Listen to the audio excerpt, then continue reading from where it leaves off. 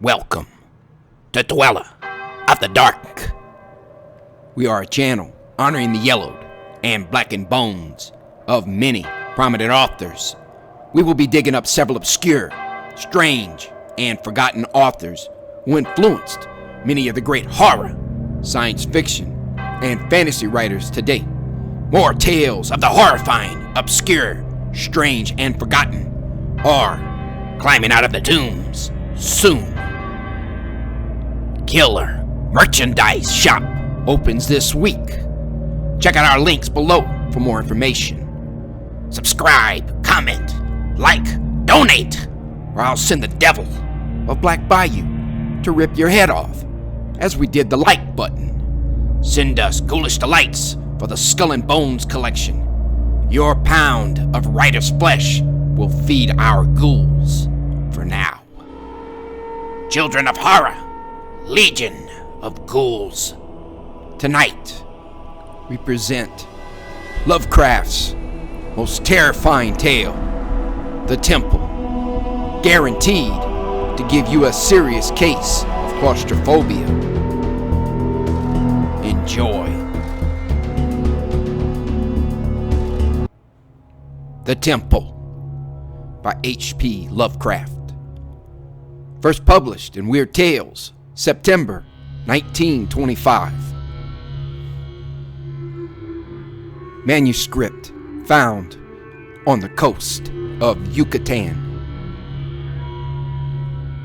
On August 20th, 1917, I, Karl Heinrich Graf von Altberg Ehrenstein, Lieutenant Commander in the Imperial German Navy and in charge of the submarine U-29, deposit this bottle on record in the Atlantic Ocean at a point to me unknown, but probably about north latitude 20 degrees, west longitude 35 degrees, where my ship lies disabled on the ocean floor.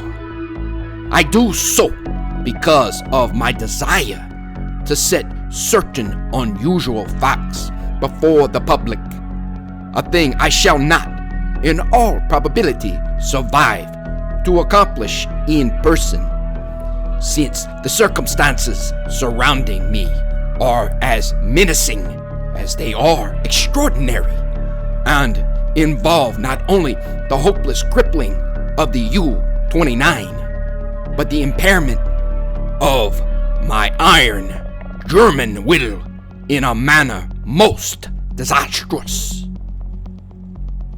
On the afternoon of June 18th, as reported by wireless to the U-61 bound for Kiel, we torpedoed the British freighter Victory, New York to Liverpool in north latitude 45 degrees, 16 minutes, west longitude 28 degrees, 34 minutes, permitting the crew to leave in boats in order to obtain a good cinema view for the Admiralty records. The ship sank quite picturesquely, bow first, the stern rising high out of the water, whilst the hull shot down perpendicularly to the bottom of the sea. Our camera missed nothing, and I regret that so fine a reel of film should never reach Berlin. After that, we sank the lifeboats with our guns and submerged. When we rose to the surface about sunset, a seaman's body was found on the deck, hands gripping the railing in curious fashion. The poor fellow was young, rather dark, and very handsome, probably an Italian or Greek, and undoubtedly of the Victory's crew. He had evidently sought refuge on the very ship which had been forced to destroy his own. One more victim of the unjust war of aggression which the English big dogs are waging upon the fatherland. Our men searched him for souvenirs and found in his coat pocket a very odd bit of ivory carved to represent a youth's head crowned with laurel. My fellow officer, Lieutenant Klenze, believed that the thing was of great age and artistic value, so took it from the men for himself. How it had ever come into the possession of a common sailor, neither he nor I could imagine. As the dead man was thrown overboard, there occurred two incidents which created much disturbance amongst the crew. The fellow's eyes had been closed, but in the dragging of his body to the rail, they were jarred open, and many seemed to entertain a queer delusion that they gazed steadily and mockingly at Schmidt and Zimmer, who were bent over the corpse. Then Bosun Mueller, an elderly man who would have known better had he not been a superstitious Alsatian swine, became so excited by this impression that he watched the body in the water and swore that after it sank a little, it drew its limbs into a swimming position and sped away to the south under the waves. Klenze and I did not like these displays of peasant ignorance and severely reprimanded the men, particularly Mueller. The next day, a very troublesome situation was created by the indisposition of some of the crew.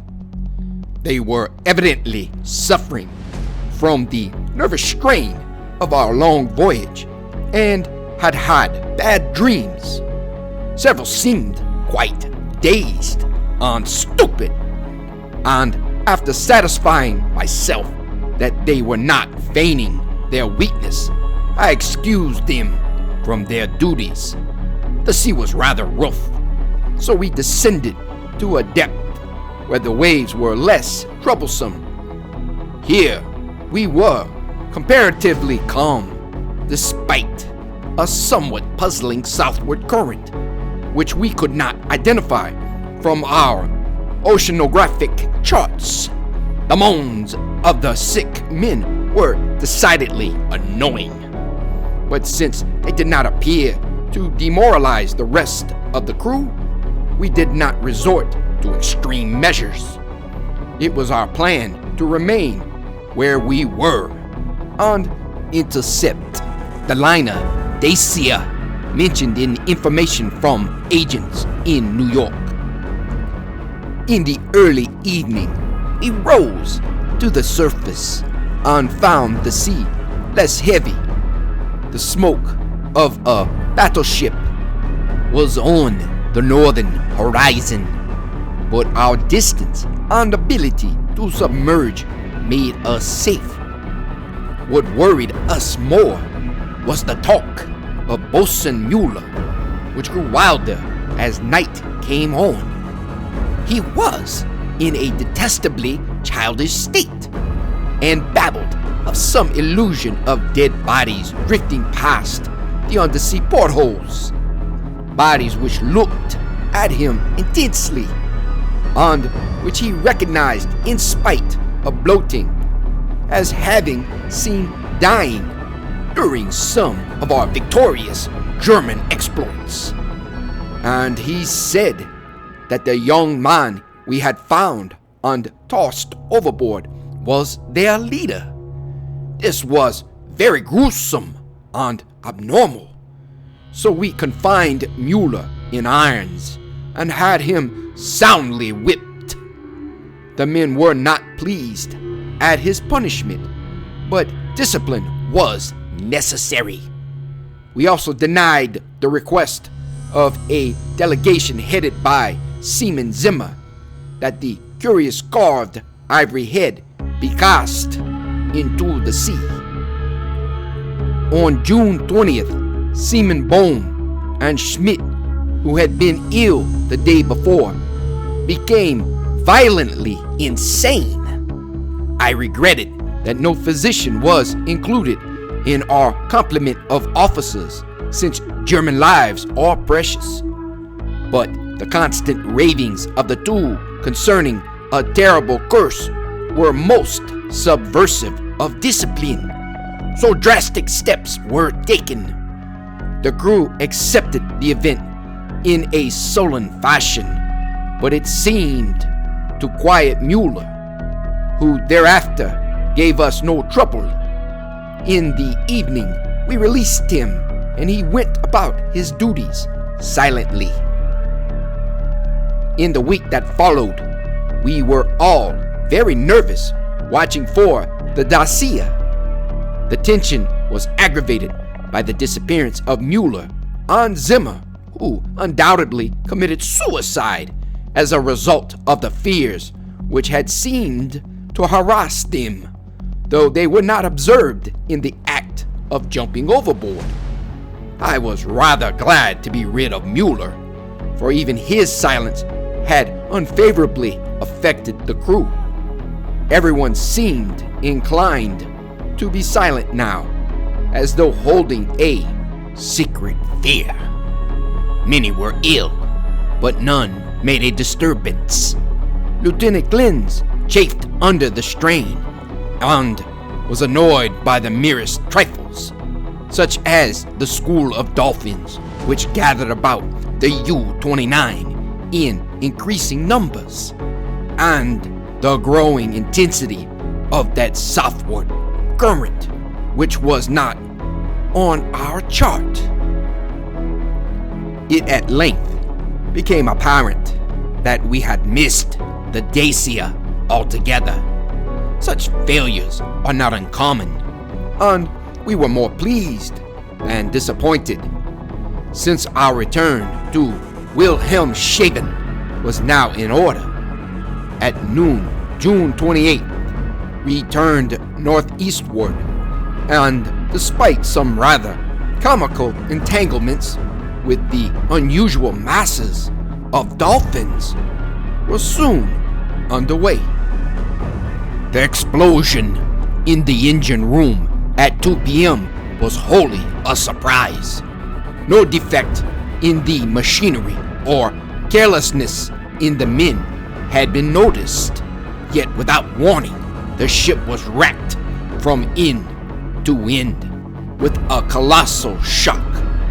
Lieutenant Klenze hurried to the engine room, finding the fuel tank and most of the mechanism shattered, and engineers Rabe and Schneider instantly killed.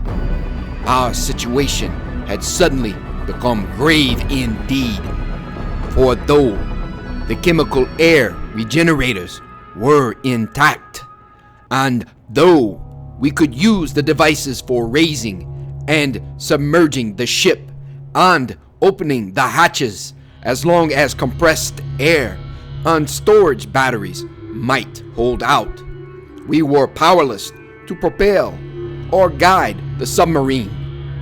To seek rescue in the lifeboats would be to deliver ourselves into the hands of enemies unreasonably embittered against our great German nation, and our wireless had failed ever since the victory affair to put us in touch with a fellow U-boat of the Imperial Navy. From the hour of the accident till July 2nd, we drifted constantly to the south, almost without plans, and encountering no vessel. Dolphins still encircled the U-29, a somewhat remarkable circumstance considering the distance we had covered.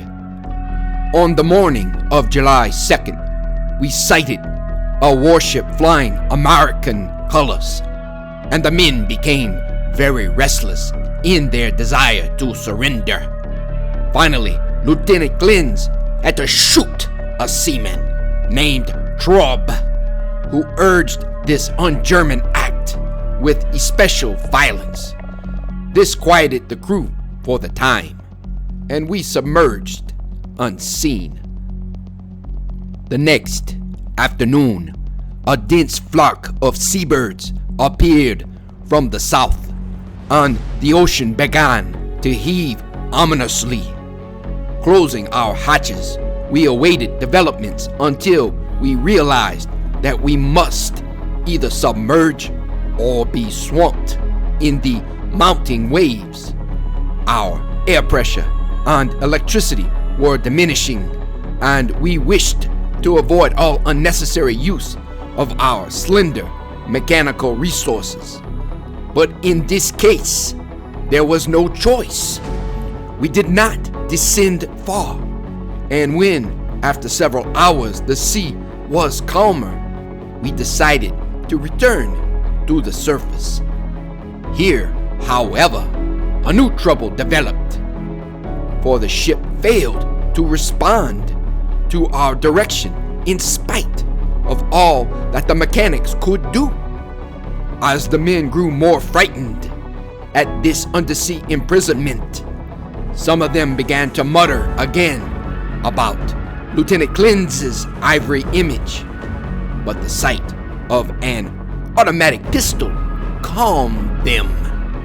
We kept the poor devils as busy as we could, tinkering at the machinery, even when we knew it was useless. Klenze and I usually slept at different times, and it was during my sleep, about 5 a.m., July 4th, that the general mutiny broke loose. The 6 remaining pigs of seamen, suspecting that we were lost, had suddenly burst into a mad fury at our refusal to surrender to the Yankee battleship 2 days before, and were in a delirium of cursing and destruction. They roared like the animals they were, and broke instruments and furniture indiscriminately, screaming about such nonsense as the curse of the ivory image and the dark dead youth who looked at them and swam away. Lieutenant Klenze seemed paralyzed and inefficient, as one might expect of a soft, womanish Rhinelander. I shot all 6 men, for it was necessary, and made sure that none remained alive. We expelled the bodies through the double hatches and were alone in the U-29. Klenze seemed very nervous and drank heavily. It was decided that we remain alive as long as possible, using the large stock of provisions and chemical supply of oxygen, none of which had suffered from the crazy antics of those swine-hound seamen. Our compasses, depth gauges, and other delicate instruments were ruined, so that henceforth our only reckoning would be guesswork based on our watches, the calendar, and our apparent drift as judged by any objects we might spy through the portholes or from the conning tower. Fortunately, we had storage batteries still capable of long use, both for interior lighting and for the searchlight. We often cast a beam around the ship, but saw only dolphins swimming parallel to our own drifting course. I was scientifically interested in those dolphins, for though the ordinary Delphinus delphis is a cetacean mammal unable to subsist without air, I watched one of the swimmers closely for 2 hours, and did not see him alter his submerged condition. With the passage of time, Klenze and I decided that we were still drifting south, meanwhile sinking deeper and deeper.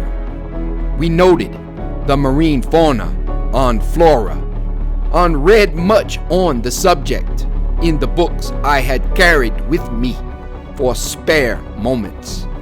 I could not help observing, however, the inferior scientific knowledge of my companion. His mind was not Prussian, but given to imaginings and speculations which had no value. The fact of our coming death affected him curiously, and he would frequently pray in remorse over the men, women, and children we had sent to the bottom, forgetting that all things are noble which serve the German state. After a time, he became noticeably unbalanced, gazing for hours at his ivory image and weaving fanciful stories of the lost and forgotten things under the sea. Sometimes, as a psychological experiment, I would lead him on in these wanderings and listen to his endless poetical quotations and tales of sunken ships. I was very sorry for him, for I disliked to see our Germans suffer. But he was not a good man to die with. For myself, I was proud, knowing how the fatherland would revere my memory, and how my sons would be taught to be men like me. On August 9th, we espied the ocean floor and sent a powerful beam from the searchlight over it. It was a vast, undulating plain, mostly covered with seaweed and strewn with the shells of small mollusks. Here and there were slimy objects of puzzling contour, draped with weeds and encrusted with barnacles, which Klenze declared must be ancient ships lying in their graves. He was puzzled by one thing: a peak of solid matter protruding above the ocean bed, nearly 4 feet at its apex, about 2 feet thick, with flat sides and smooth upper surfaces which met at a very obtuse angle. I called the peak a bit of outcropping rock, but Klenze thought he saw carvings on it. After a while, he began to shudder and turned away from the scene as if frightened, yet could give no explanation save that he was overcome with the vastness, darkness, remoteness, antiquity, and mystery of the oceanic abysses. His mind was tired, but I am always a German and was quick to notice 2 things: that the U-29 was standing the deep sea pressure splendidly, and that the peculiar dolphins were still about us, even at a depth where the existence of high organisms is considered impossible by most naturalists. That I had previously overestimated our depth, I was sure, but nonetheless, we must still be deep enough to make these phenomena remarkable. Our southward speed, as gauged by the ocean floor, was about as I had estimated from the organisms passed at higher levels. It was at 3:15 p.m., August 12th, that poor Klenze went wholly mad. He had been in the conning tower using the searchlight when I saw him bound into the library compartment where I sat reading, and his face at once betrayed him. I will repeat here what he said, underlining the words he emphasized. "He is calling. He is calling. I hear him. We must go." As he spoke, he took his ivory image from the table, pocketed it, and seized my arm in an effort to drag me up the companionway to the deck. In a moment, I understood that he meant to open the hatch and plunge with me into the water outside, a vagary of suicidal and homicidal mania for which I was scarcely prepared. As I hung back and attempted to soothe him, he grew more violent, saying, "Come now. Do not wait until later. It is better to repent and be forgiven than to defy and be condemned." Then I tried the opposite of the soothing plan and told him he was mad, pitifully demented. But he was unmoved and cried, "If I am mad, it is mercy.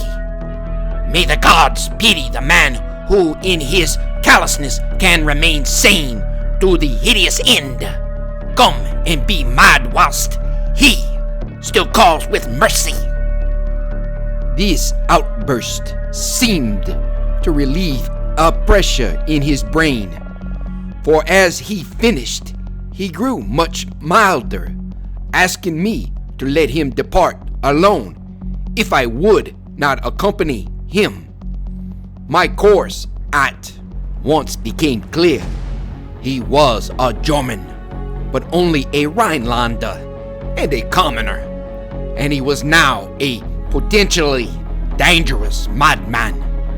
By complying with his suicidal request, I could immediately free myself from one who was no longer a companion, but a menace. I asked him to give me the ivory image before he went, but this request brought from him such uncanny laughter that I did not repeat it. Then I asked him if he wished to leave any keepsake or lock of hair for his family in Germany in case I should be rescued. But again, he gave me that strange laugh. So as he climbed the ladder, I went to the levers and, allowing proper time intervals, operated the machinery which sent him to his death.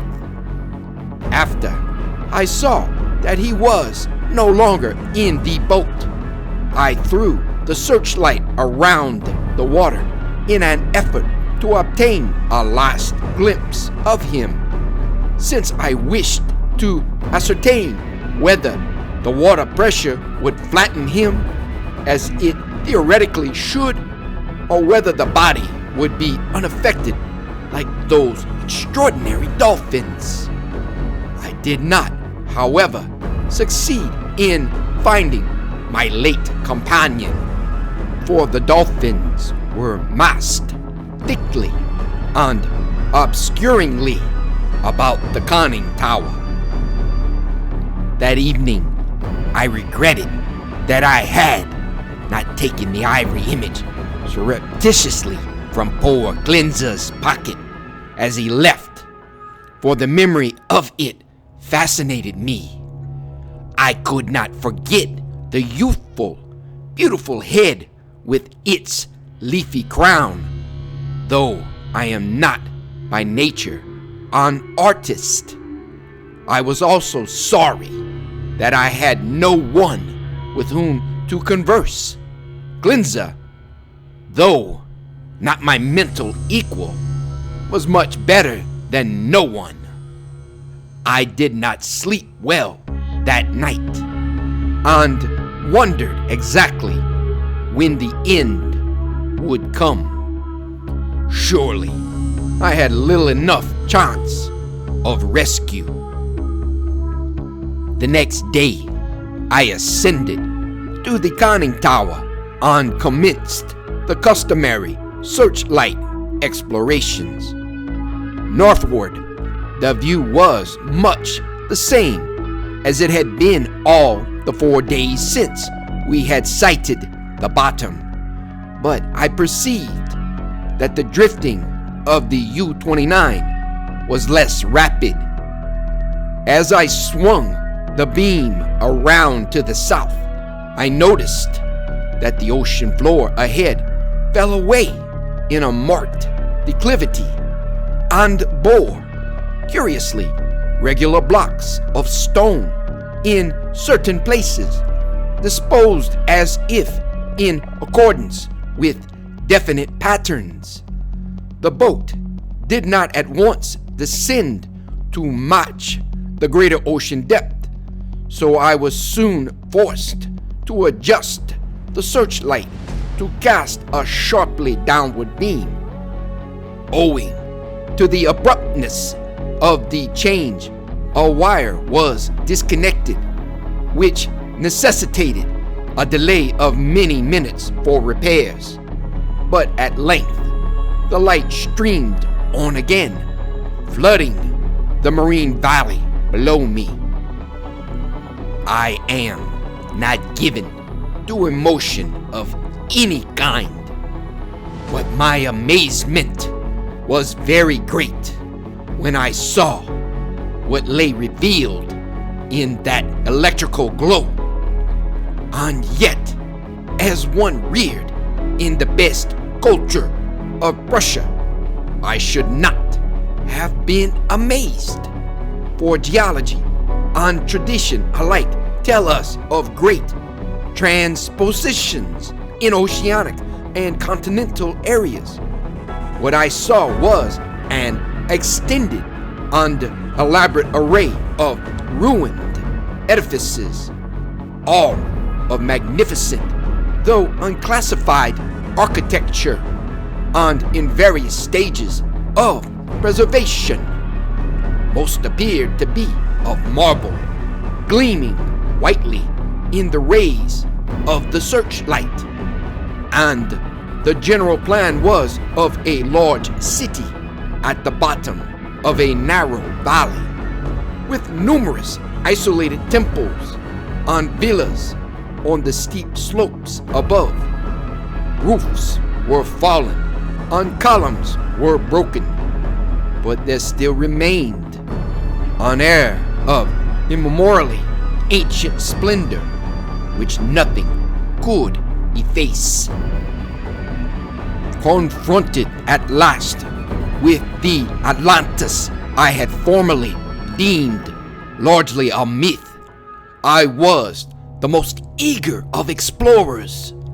At the bottom of that valley a river once had flowed, for as I examined the scene more closely, I beheld the remains of stone and marble bridges and seawalls and terraces and embankments once verdant and beautiful. In my enthusiasm, I became nearly as idiotic and sentimental as poor Klenze, and was very tardy in noticing that the southward current had ceased at last, allowing the U-29 to settle slowly down upon the sunken city as an airplane settles upon a town of the upper earth. I was slow, too, in realizing that the school of unusual dolphins had vanished. In about 2 hours, the boat rested in a paved plaza close to the rocky wall of the valley.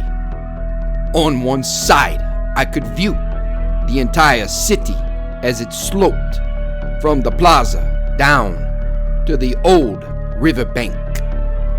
On the other side, in startling proximity, I was confronted by the richly ornate and perfectly preserved facade of a great building, evidently a temple, hallowed from the solid rock. Of the original workmanship of this titanic thing, I can only make conjectures. The facade of immense magnitude apparently covers a continuous hollow recess, for its windows are many and widely distributed. In the center yawns a great open door, reached by an impressive flight of steps, and surrounded by exquisite carvings like the figures of bacchanals in relief. Foremost of all are the great columns and frieze, both decorated with sculptures of inexpressible beauty, obviously portraying idealized pastoral scenes and processions of priests and priestesses bearing strange ceremonial devices in adoration of a radiant god. The art is of the most phenomenal perfection, largely Hellenic in idea, yet strangely individual. It imparts an impression of terrible antiquity, as though it were the remotest rather than the immediate ancestor of Greek art. Nor can I doubt that every detail of this massive product was fashioned from the virgin hillside rock of our planet. It is palpably a part of the valley wall, though how the vast interior was ever excavated I cannot imagine. Perhaps a cavern or series of caverns furnished the nucleus. Neither age nor submersion has corroded the pristine grandeur of this awful fane. For fane indeed it must be. And today, after thousands of years, it rests, untarnished and inviolate, in the endless night and silence of an ocean chasm. I cannot reckon the number of hours I spent in gazing at the sunken city with its buildings, arches, statues, and bridges, and the colossal temple with its beauty and mystery. Though I knew that death was near, my curiosity was consuming, and I threw the searchlight's beam about in eager quest. The shaft of light permitted me to learn many details, but refused to show anything within the gaping door of the rock-hewn temple. And after a time, I turned off the current, conscious of the need of conserving power. The rays were now perceptibly dimmer than they had been during the weeks of drifting, and as if sharpened by the coming deprivation of light, my desire to explore the watery secrets grew.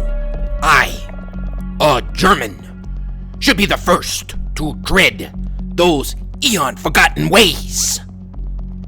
I produced and examined a deep-sea diving suit of jointed metal and experimented with the portable light and air regenerator. Though I should have trouble in managing the double hatches alone, I believed I could overcome all obstacles with my scientific skill and actually walk about the dead city in person.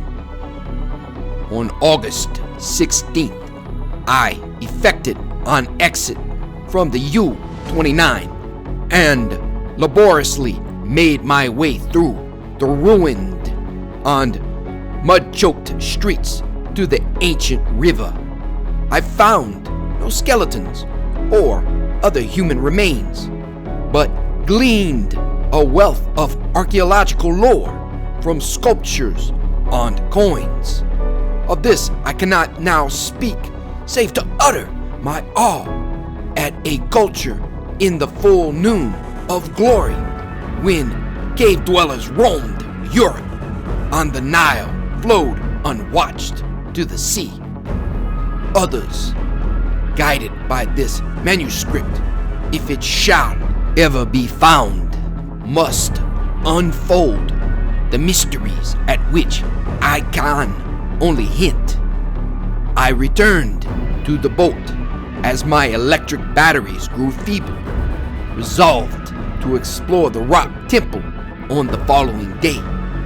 On the 17th, as my impulse to search out the mystery of the temple waxed still more insistent, a great disappointment befell me, for I found that the materials needed to replenish the portable light had perished in the mutiny of those pigs in July. My rage was unbounded, yet my German sense forbade me to venture unprepared into an utterly black interior, which might prove the lair of some indescribable marine monster, or a labyrinth of passages from whose windings I could never extricate myself. All I could do was to turn on the waning searchlight of the U-29 and with its aid walk up the temple steps and study the exterior carvings. The shaft of light entered the door at an upward angle, and I peered in to see if I could glimpse anything, but all in vain. Not even the roof was visible, and though I took a step or two inside after testing the floor with a staff, I dared not go farther. Moreover, for the first time in my life, I experienced the emotion of dread. I began to realize how some of poor Klenze's moods had arisen, for as the temple drew me more and more, I feared its aqueous abysses with a blind and mounting terror. Returning to the submarine, I turned off the lights and sat thinking in the dark. Electricity must now be saved for emergencies.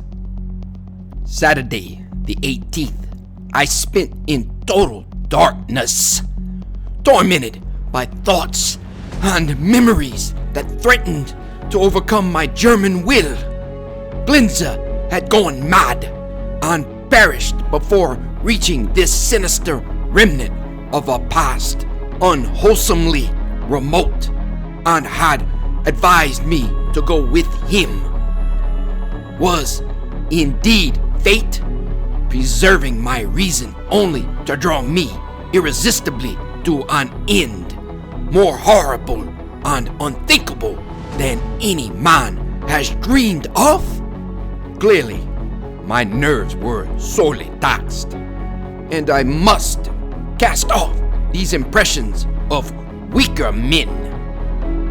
I could not sleep Saturday night and turned on the lights regardless of the future. It was annoying that the electricity should not last out the air on provisions. I revived my thoughts of euthanasia and examined my automatic pistol. Toward morning, I must have dropped asleep with the lights on, for I awoke in darkness yesterday afternoon to find the batteries dead. I struck several matches in succession and desperately regretted the improvidence which had caused us long ago to use up the few candles we carried. After the fading of the last match I dared to waste, I sat very quietly without a light.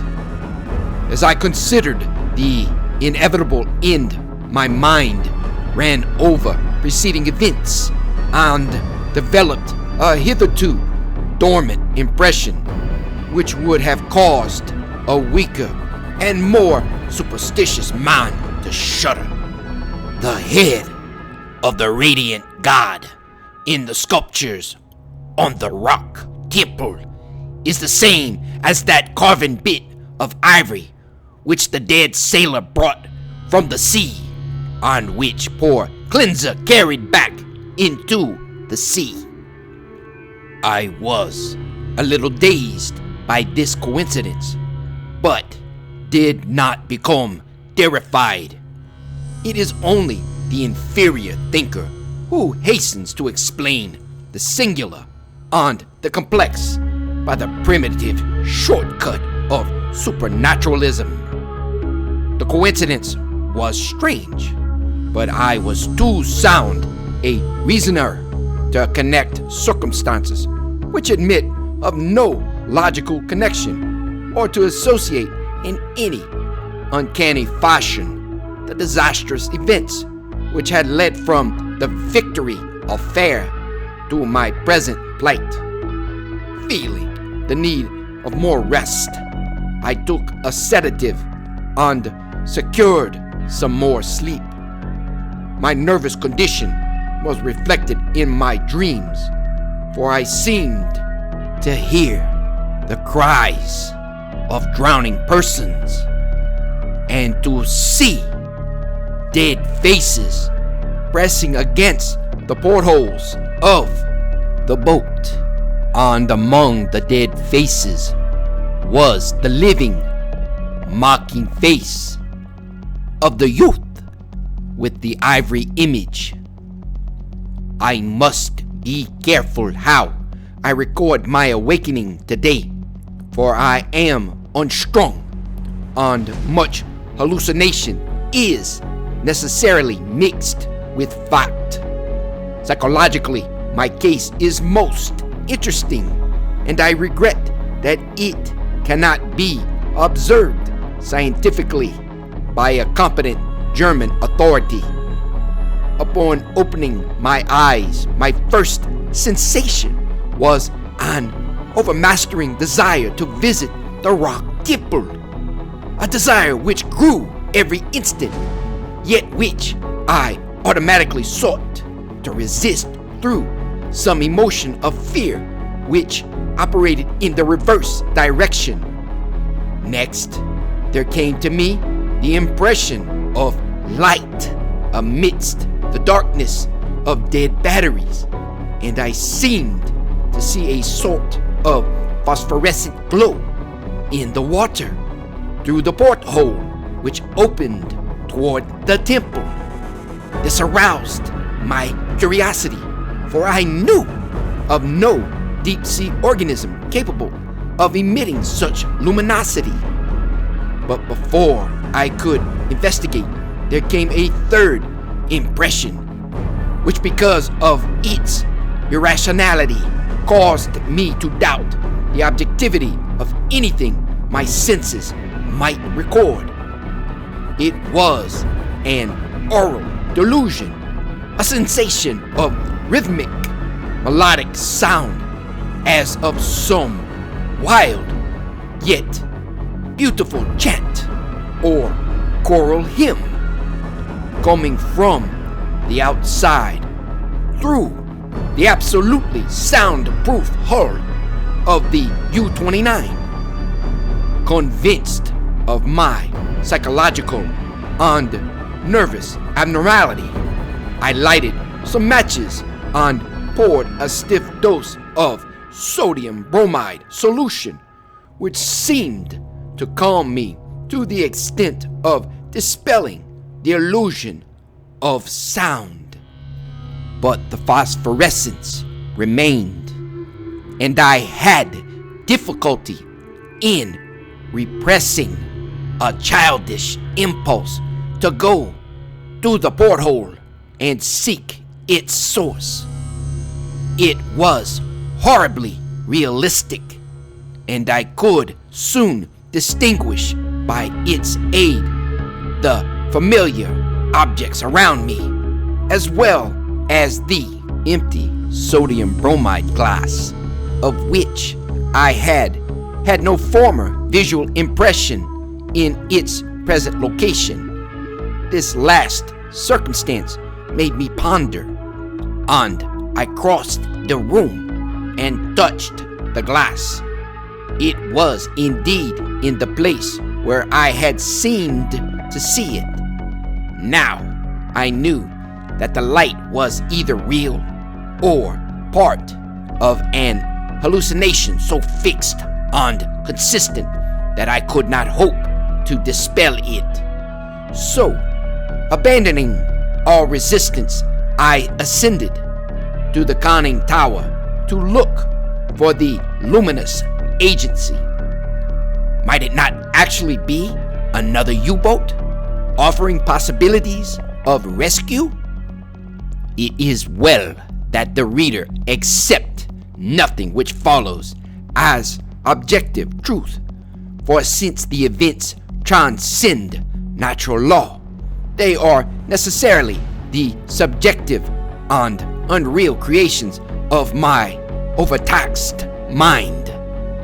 When I attained the conning tower, I found the sea in general far less luminous than I had expected. There was no animal or vegetable phosphorescence about, and the city that sloped down to the river was invisible in blackness. What I did see was not spectacular, not grotesque, or terrifying, yet it removed my last vestige of trust in my consciousness. For the door and the windows of the undersea temple hewn from the rocky hill were vividly aglow with a flickering radiance as from a mighty altar flame far within. Later incidents are chaotic as I stared at the uncannily lighted door and windows. I became subject to the most extravagant visions. Visions so extravagant that I cannot even relate them. I fancied that I discerned objects in the temple. Objects both stationary and moving, and seemed to hear again the unreal chant that had floated to me when first I awaked. And over all rose thoughts and fears which centered in the youth from the sea, and the ivory image whose carving was duplicated on the frieze and columns of the temple before me. I thought of poor Klenze and wondered where his body rested with the image he had carried back into the sea. He had warned me of something, and I had not heeded, but he was a soft-headed Rhinelander who went mad at troubles oppression could bear with ease. The rest is very simple. My impulse to visit and enter the temple has now become an inexplicable and imperious command, which ultimately cannot be denied. My own German will no longer controls my acts, and volition is henceforward possible only in minor matters. Such madness it was which drove Klenze to his death, bareheaded and unprotected in the ocean. But I am a Prussian, a man of sense, and will use to the last what little will I have. When first I saw that I must go, I prepared my diving suit, helmet, and air regenerator for instant donning, and immediately commenced to write this hurried chronicle in the hope that it may someday reach the world. I shall seal the manuscript in a bottle and entrust it to the sea as I leave the U-29 forever. I have no fear, not even from the prophecies of the madman Klenze. What I have seen cannot be true, and I know that this madness of my own will at most lead only to suffocation when my air is gone. The light in the temple is a sheer delusion, and I shall die calmly like a German in the black and forgotten depths. This demoniac laughter which I hear as I write comes only from my own weakening brain. So I will carefully don my diving suit and walk boldly up the steps into that primal shrine, that silent secret of unfathomed waters and uncounted years.